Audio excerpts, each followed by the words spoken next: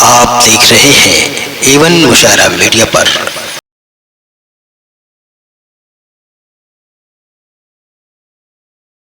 हज़रात गिरामी, आज की इस खूबसूरत जलसा इस्लाह मुआशरा की जो सदारत में के नाम ऐलान किया गया था, मुफ्ती दाऊद कासमी साहब, किसी अपनी मजबूरी, ज़ाती मजबूरी की वजह से उनके आने में ताख़ीर हुई है। मैं बड़े ही अदब से गुजारिश करता हूँ मुफ्ती दाऊद कासमी साहब को कि वो स्टेज पर तशरीफ़ लाएँ और तशरीफ़ रखें।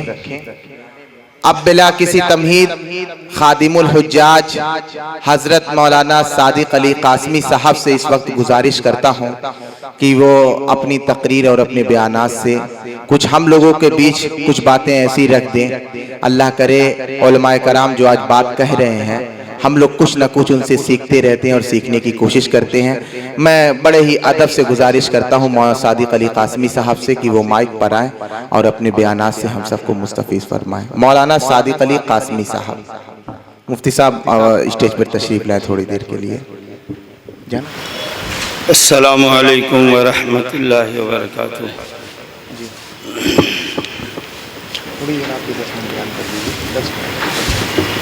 नहमदुहु व नुसल्ली अला रसूलिहिल करीम, अम्मा बादु फ़अऊज़ु बिल्लाहि मिनश शैतानिर रजीम, बिस्मिल्लाहिर रहमानिर रहीम। या अय्युहल्लज़ीना आमनु दुख़ुलू फ़िस्सिल्मि काफ़्फ़ा वला तत्तबिउ ख़ुतवातिश शैतान इन्नहु लकुम अदुव्वुम मुबीन।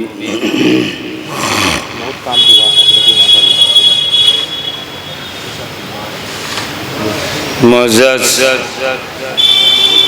उलमाए किराम, हाज़िरीन मजलिस, नाज़िमे जलसा डॉक्टर दिलशाद साहब, इस मजलिस की सदारत हज़रत मौलाना मुफ्ती दाऊद साहब, इसी तरीक़े से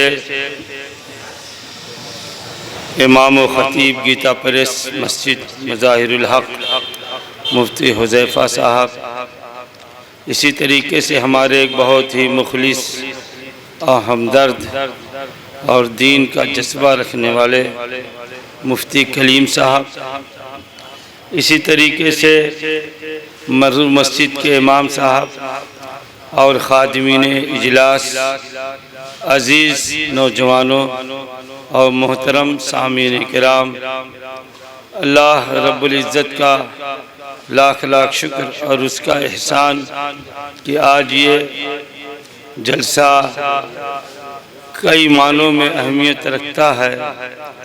इसका एक उन्वान आपके बैनर पे लिखा हुआ है, इस्लाह मुआशरा। इसी के साथ ये भी मामला दर्जा तजवीदुल कुरान का इफ्तिताह मर्रू मस्जिद में क़ारी इमाम आज़म साहब फ़ुरक़ानी की ज़ेर निगरानी का इफ्तिताह भी है। इस तरीके से इस जलसे की मानवियत और इस जलसे की अहमियत बहुत ज़्यादा है। यकीनन बज़ाहिर अफराद तो कम हैं, लेकिन अपनी हकीकत के एतबार से और अल्लाह के यहाँ इस जलसे की बहुत अहमियत है, इसलिए कि ये जलसा कुरान पाक से भी निस्बत रखता है और इस्लाह का सबसे आला दर्जा जो नमूना पेश करता है वो कुरान पाक पेश करता है। बेशक, और वो बुनियादी चीज़ है जिसके इर्द गिर्द सारे मसाइल और सारे हालात और ज़िंदगी के कवाइफ उसी कुरान पाक के इर्द गिर्द घूमते हैं। इस्लाह मुआशरा के एतबार से बहुत सारी बातें आपके सामने पेश करनी थी, लेकिन चूँकि मुख्तसर से वक्त में बहुत सारी बातें पेश नहीं की जा सकती, लेकिन एक बात मैं ये कहना चाहता हूँ कि अगर कोई शख्स ये तहैया कर ले कि हमको अपनी इस्लाह करनी है, अगर कोई शख्स ये तहैया कर ले कि हमको अपनी इस्लाह करनी है, तो अल्लाह ताला उसकी इस्लाह फरमा देते हैं। इसलिए कि कुरानी आयत इस पर दाल है, यानी रहनुमाई करती है। वल्लदीन जाहदू फीना लनहदियन्नहुम सुबुलना। अल्लाह ने कुरान पाक के अंदर 21वें पारे में बबागे दोहल ये बात बयान फरमाई है कि जो अपनी इस्लाह की फिक्र करता है, वल्लदीन जाहदू फीना, अभी संगार खाकी में होता है यकी पैदा, तो कर लेता है ये बालों पर रूहुल अमी पैदा। यानी जब इंसान के दिल के अंदर जज्बा पैदा हो जाता है तो वो कुछ भी बन सकता है, लेकिन कोशिश ये जरूरी है। तो इस्लाह माशरा का ये उन्वान है, आपको क्या बनना है और आपको अपने आने वाली नस्ल को क्या बनाना है। दो बातें हैं। आज जो मुखातब है वो आपको क्या बनना है और आने वाली नस्ल को आपको क्या बनाना है, इसको आपको तय करना है। आप ये तय करेंगे कि आकाए मदनी ताजदार मदीना जनाब मोहम्मदुर रसूलुल्लाह सल्लल्लाहु अलैहि वसल्लम के सीरत और उसके तरीके पे आपको चलना है, या आपको जो है दुनियावी जिंदगी के एतबार से जिंदगी गुजारना है। ये फैसला आपको करना है। इस्लाह मुआशरा के बड़े सारे उन्वान हैं।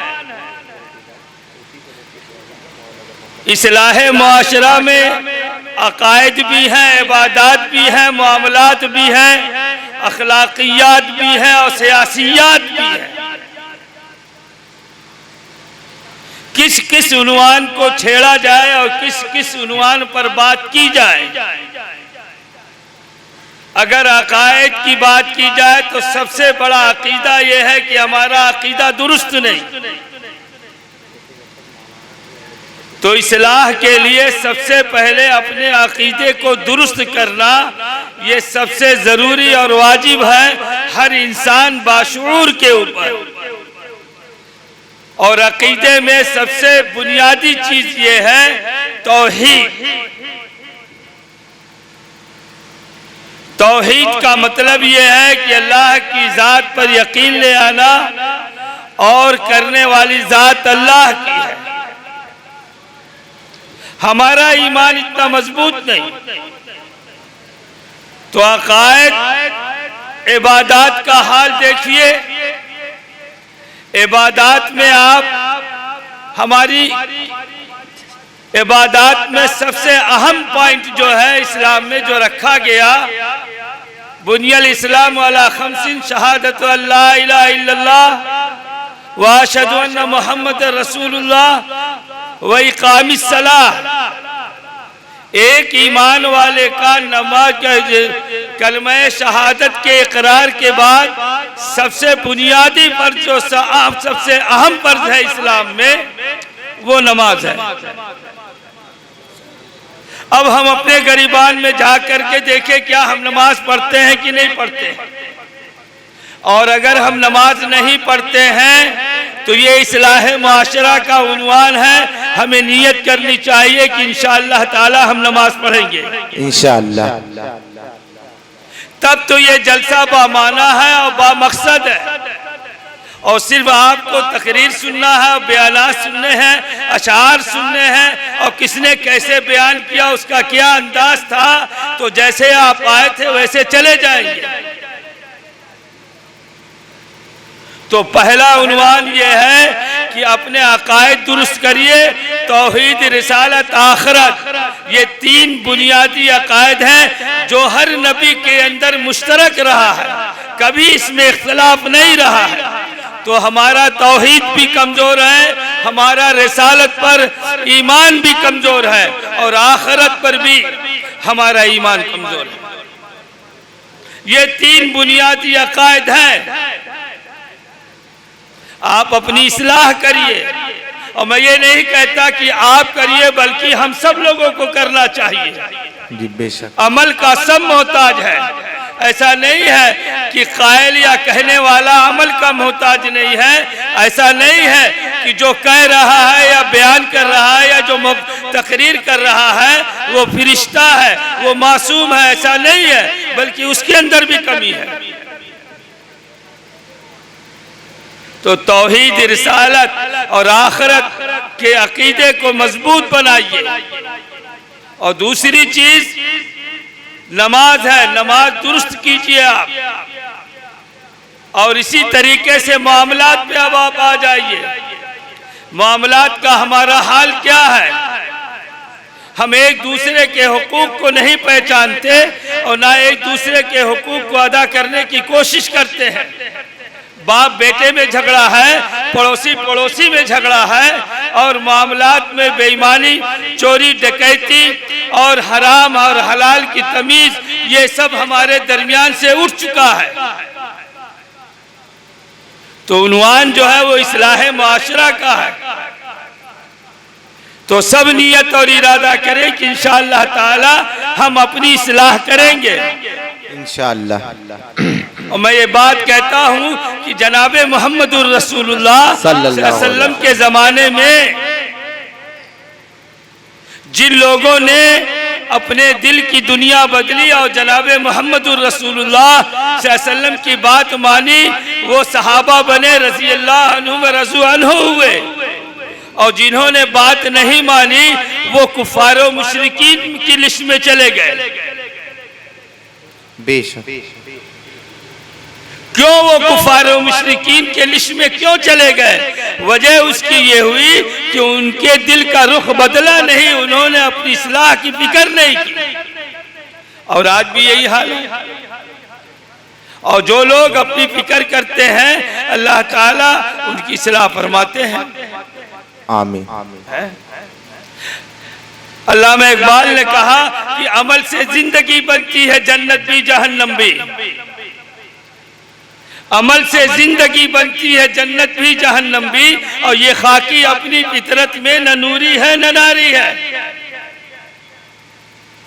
एक ईमान का जर्रा एक हमारे दिलो कल्बो दिमाग में मौजूद है, और सिर्फ उसी की बुनियाद पर हम सारे जायज नाजायज काम कर रहे हैं।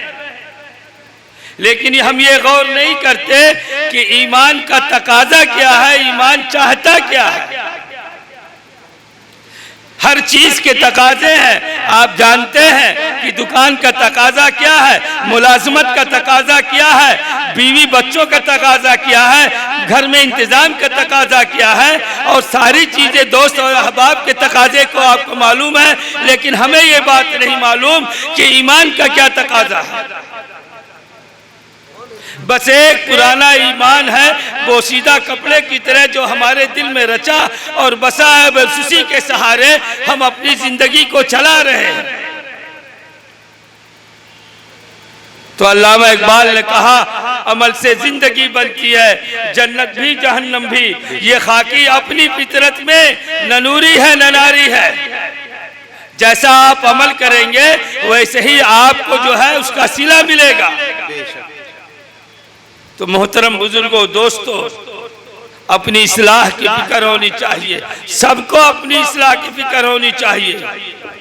और ये जिंदगी मुख्तसर सी जिंदगी है, आज है कल नहीं रहेगी, हमेशा नहीं ये जिंदगी रहेगी। फानी ये जिंदगी है, और इस जिंदगी को बना करके संवार करके अल्लाह रब्बुल इज्जत के पास हमें जाना है।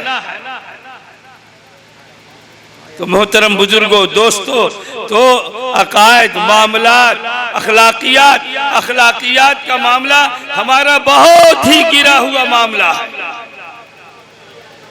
अखलाक हमारे बहुत बिगड़ चुके हैं। एक मुसलमान दूसरे मुसलमान के साथ हुस्न सुलूक, मोहब्बत, उखुवत, भाईचारगी और अफ़्व दरगुजर और माफ़ी के रास्ते को नहीं इख्तियार करता है, बल्कि हमारे दिलों में नफरत, कदूरत, हसद, बुग़्ज़ और इसी तरीके से तमाम बीमारियां हमारे दिल के अंदर मौजूद हैं। तो मोहतरम बुजुर्गों, दोस्तों, हमें अपनी इस्लाह की फिक्र करनी चाहिए। और मैं ये कहता हूँ उम्मत मुस्लिमा से कि अगर आप अपनी इस्लाह नहीं करेंगे तो आपको कोई ऊंचा उठाने वाला नहीं है। और एक बात सुन लीजिए, बहैसियत मुसलमान के, मुस्लिम होने के, मोमिन होने के, अगर आप इज्जत चाहते हैं अल्लाह के यहाँ और दुनिया में, तो सिवाय इस्लाम के रास्ते के अलावा कोई इज्जत का रास्ता आपके पास नहीं है। इसके अलावा जितने भी रास्ते आप अख्तियार करेंगे आप जलील और खार होंगे, इज्जत का रास्ता आपको नहीं मिलेगा। इज्जत का रास्ता इस्लाम ने तय किया है।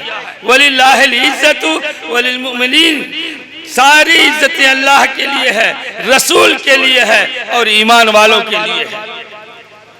लेकिन ये बात हम नहीं समझते। इसलिए मोहतरम बुजुर्गों, दोस्तों, आज इस्लाह के एतबार से तालीम का एक बहुत अहम मसला है। हम अपने बच्चों को तालीम नहीं दिलाते। हम अपने बच्चों को आज मुस्लिम माशरे के अंदर हम अपने बच्चों को पैदा कर करके मोहल्ले के गली कूचों में और होटलों पर हम अपने वक्त को ज़ाय कर देते हैं। आज हमारे मुअम्मर हजरात जब उनकी जिंदगी में कोई काम नहीं होता है तो बैठ करके होटलों पर अपना तज़िये औकात करते हैं, बजाय इसके कि अपने कौम की फिक्र करते, अपने खानदान की फिक्र करते, अपने वक्त को ज़ाय करते हैं। हमारा एक नौजवान तबका जो शराबो कबाब और जो है शराब नोशी और अय्याशी और मादियत का दिलदादा है, जो अपनी ज़िंदगी को ये बर्बाद कर रहा है और अपने ज़िंदगी में घुन लगा रहा है, जिसको मजहब इस्लाम ने शराब व कबाब और इसी तरीके से ज़ेब व ज़ीनत और तमाम चीज़ों के और नाच और गाने और बजाने के तमाम जो है चीज़ों को नाजायज़ करार दिया। आज उम्मत मुस्लिमा जितना हमारा नौजवान इस फेल में मुलव्विस है और अपने वक्त को ज़ाय कर रहा है, उतना दूसरी कौमों के नौजवान जो है अपने वक्त को ज़ाय नहीं करते और अपने पढ़ने और लिखने और अपने रोजी रोटी में लगे रहते हैं। तो मोहतरम बुजुर्गों, दोस्तों, अल्लामा इकबाल ने एक शेर कहा है कि उठ अब बस में जहाँ का और ही अंदाज है। डॉक्टर दिलशाद साहब, उठ कि अब बस में जहाँ का और ही अंदाज है और मशरिको मगरिब में तेरे दौर का आगाज है। वान तुमुल आलौना इन कुंतुम मोमिनीन, आप ही सरबलंद हैं, लेकिन सरबलंदी के रास्ते को आपने छोड़ दिया। ये तो खुदा का वादा है कि हम तुम्हें ही सरबलंद रखेंगे ऐ ईमान वालों, लेकिन तुम अपने जो है नाअहली और सुस्ती और अपनी बेवकूफ़ी और अपनी जिहालत और अपनी कमज़ोरी और अपनी बेराहरवी और अपनी गुमराहियत और अपने जो है शराब व कबाब और अपने ज़िंदगी की हकीकत को ना समझने की वजह से तुम पीछे चले गए। बेशक। तो मोहतरम बुजुर्गों, दोस्तों, उठिए और कौम को जगाइए और खुद भी जगिए और आइंदा आने वाली नस्ल को दीन पर कायम रखिए। ये मदारिसे और मकातिब इस्लामिया ये दीन के किले हैं ये। और मैं ये बात कह करके बात को ख़त्म कर देता हूँ। आपको अपने ईमान की भी फिक्र करनी है और आने वाली नस्ल की भी फिक्र करनी है। आपको दोनों की फिक्र करनी है। तो मोहतरम बुजुर्गों, दोस्तों, हजरत याकूब अलैहिस्सलाम का वाक़या सुना के बात को मैं ख़त्म कर दूंगा। अम कुंतुम शुहदा इज़ हज़रा याकूब अल मौत इज़ क़ाल लि बनीहि मा ताबुदून मिन बादी। उस वक्त को याद करो जब हजरत याकूब अलैहिस्सलाम के पास मलकुल मौत सामने खड़ा हुआ था और उन्होंने कहा अपने नवासों से, अपने बेटों से, अपने पोतों से, अपने खानदान वालों से कहा सबको बुलाओ, और सबको बुलाया गया और कहा हज़रत याकूब अलैहिस्सलाम ने मा ताबुदून मिन बादी, मेरी रूह अभी जो है निकल जाएगी और फलकुल मौत पर फरिश्ता खड़ा हुआ है मेरी रूह ले जाने के लिए, बस एक बात बता दो कि मेरे बाद तुम किसकी इबादत करोगे? मा ताबुदून मिन बादी, मेरे बाद तुम किसकी इबादत करोगे? ये मलकुल मौत। और ये जानते हैं आप ये खानदान कौन सा है? ये नबियों का खानदान है, दादा भी नबी है, चचा भी नबी है, बाप भी नबी है और दादा भी नबी है, ये नबियों का खानदान है। लेकिन एक नबी को मलकुल मौत हाजिर है और जा रहा है, वो ये चाह रहा है कि ऐ मेरे बेटो एक बात बता दो कि मेरे बाद तुम किसकी इबादत करोगे? मा ताबुदून मिन बादी, बतसल्ली दे दो। सबने कहा कालू नाबुदु इलाहका व इलाह आबाइका इब्राहीमा व इस्माइला व इसहाका इलाहुन वाहिदा व नहनु लहू मुस्लिमून। सब बेटों ने कहा ऐ मेरे बाप, ऐ मेरे दादा और मेरे जो है नाना, हम आपको तसल्ली देते हैं, आपकी रूह परवाज होने के बाद हम उस खुदा की इबादत करेंगे जिस खुदा की इबादत आप करते हैं, आपके दादा ने किया है, आपके चचा ने किया है, आपके खानदान वालों ने किया है, हम उसी खुदा की इबादत करेंगे। और यह जवाब खानदान वालों ने दिया, हजरत याकूब अलैहिस्सलाम की रूह परवाज कर गई। बेशक, सुभान अल्लाह। आप सोचिए अपने वाले नाने वाली नस्ल को जब आपका आखिरी वक्त होगा, चारपाई पर होंगे, मलकुल मौत हाजिर होगा, आप सोचिए कि आपकी औलाद किस हाल में रहेगी। ये फैसला आपको करना है, ईमान पर रहेगी या गैर ईमान पर रहेगी। अगर आप बना करके जाएंगे आने वाली नस्ल को तो आपकी मौत ईमान पर आएगी, आपकी भी और आने वाले नस्ल की भी ईमान पर मौत आएगी। तो मोहतरम बुजुर्गों, दोस्तों, हमें फिक्र करनी है अपनी भी और अपने आने वाली नस्ल की भी, दीन के एतबार से भी और दुनिया के एतबार से भी, हर एतबार से।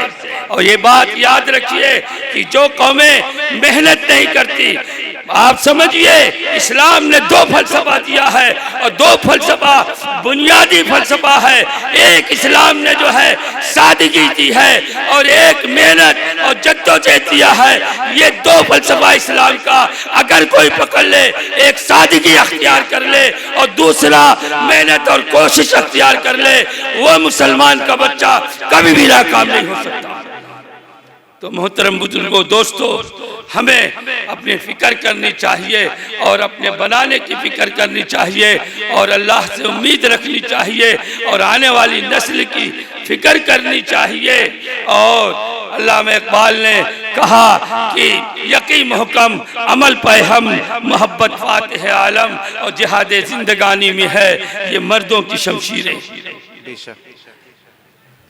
यकी मुहकम अमल पे हम, मोहब्बत फातिह आलम, मोहब्बत दिलों को फतेह कर लेती है, यकीन पुख्तगी पैदा करता है और अमल कामयाबी के रास्ते पर ले चलता है। और यही हमारे हथियार हैं। अल्लाह ताला हम सब लोगों को कहने और सुनने से ज्यादा अमल की तौफीक नसीब फरमाए। व आखिर दावाना अनिल हम्दुलिल्लाहि रब्बिल आलमीन।